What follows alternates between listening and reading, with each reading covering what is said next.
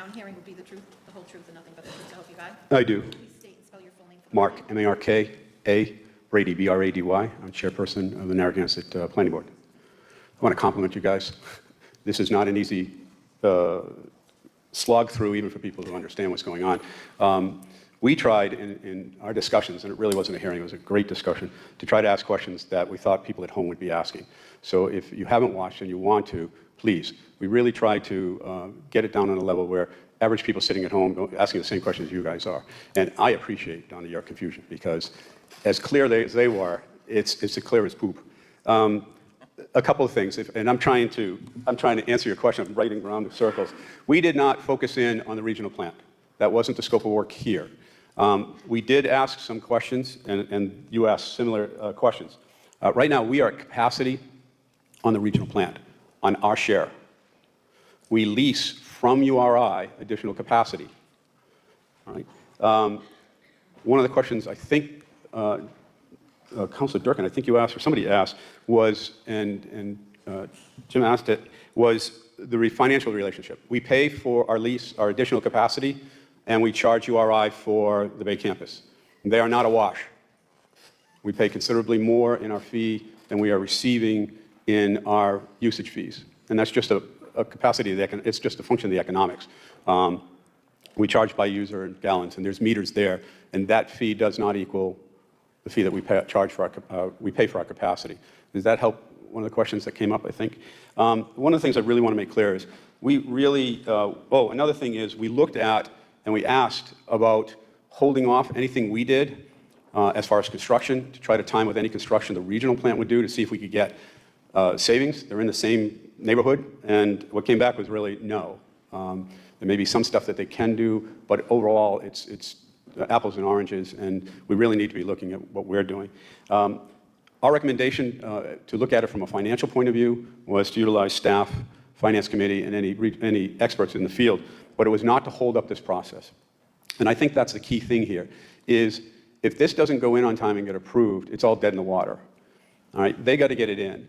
We can look at the numbers after they start the process and while they're there, but they really need to get this in. And what we recommended was option 3. And part of that was because we're hoping to attach both federal and state for economic development monies.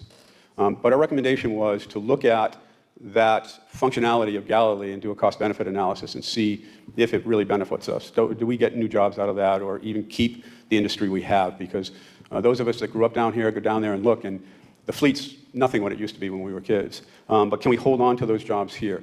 The other thing to understand is the technology that is going to be built in for that plant benefits the entire plant. It's not just that they're in a little corner. This upgrades our entire plant. One of the things that you were asking about are, what are other people doing? We asked the same thing. And we asked what kind of new technology is out there. What came back was this is the newest and the best.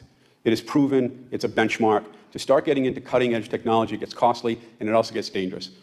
You don't know how well it's going to work, and you've got maintenance issues where this is predictability.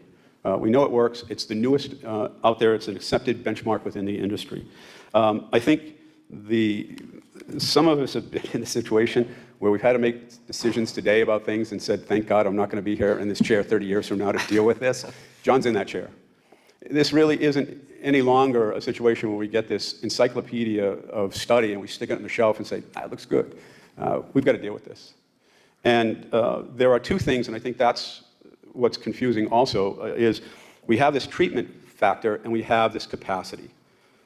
So a lot of the incremental money that we're talking about, yes, can help the treatment side. It's not going to do any good for us on the capacity side. And certainly not if we want to look at growth within the community. We're there. This one is ours. And the regional one is coming down. We're going to have to share some of the costs there. But as I said, we didn't address that. That wasn't our focus. This is ours. One of the things that we looked at, especially with the total cost of this, was really looking at, can we phase develop this? Not only from an engineering point of view and a functionality point of view, but from a funding point of view.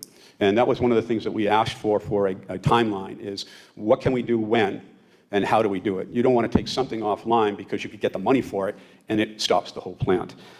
We looked at need, impact, expiration dates. We also looked at repurposing and adaptive reuse of components that we already have to try to save money. Can we take something that's there and reuse it to add a benefit to the plant and reduce our costs? One of the things we really wanted to look at too was how does this new investment affect our ongoing expenses?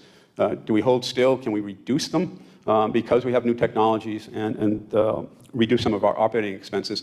And incrementally, how well does our existing operations? One of the issues is, the immediate one for the public is the smell. How do we improve with this investments? So as I said, we looked at the Galilee situation, schedule phased. Again, I was trying to write your questions down, and one of the things, I don't want to be a bearer of bad news, but I am. One of the things that was not a scope of this is, so our pump stations and the plants were part of the scope. What was not a part of the scope of this work is our delivery, is our sewer pipes. Our pipes are 40-plus years old. The typical sewer pipe is 8 inches. If you simply Google 40-year-old sewer pipe and hit image, and I wouldn't do it right now, and I wouldn't do it over dinner, but you're going to look and you're going to see that those pipes are no longer 8 inches. Regardless of how small or big, if we can't get the waste from somebody's home to the plant, it's really futile to improve the plant and not be able to get waste there. So that was one of the things to look at. One of the things we talked about is looking at addressing connection fees.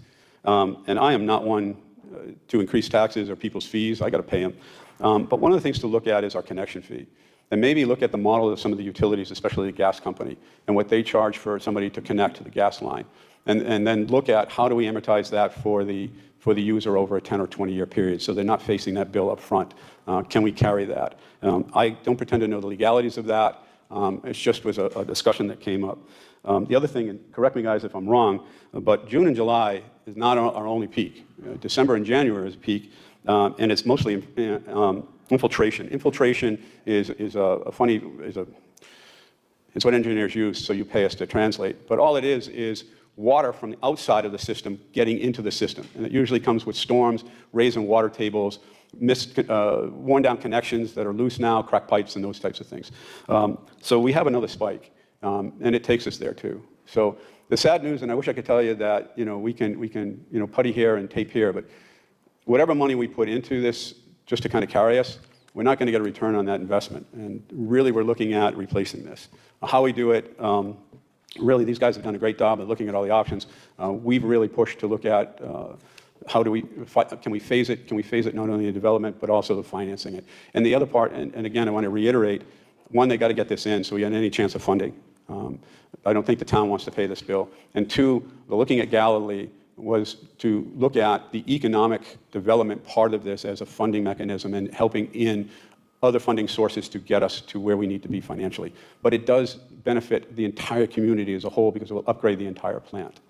Does that help clear things up a little bit? Great. I compliment you guys because I got to tell you, just going through this, and I understand this stuff. It's not really fun. I'm sorry. Well, I thoroughly enjoyed the presentation this evening. Talking about sludge and yeah, exactly. And those are some of the things. Those are some of the things too that they pointed out is the options for some of this stuff is going away.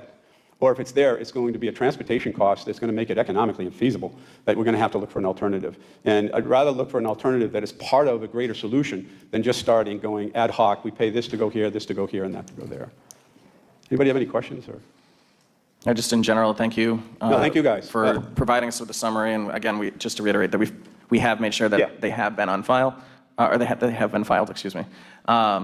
And there was like 400 pages in that report, so to be able to get the summary and the recommendations in the 5-page, at least the abridged summary that the planning board reviewed and sent over was very much appreciated. So. And again, I compliment you. Great questions.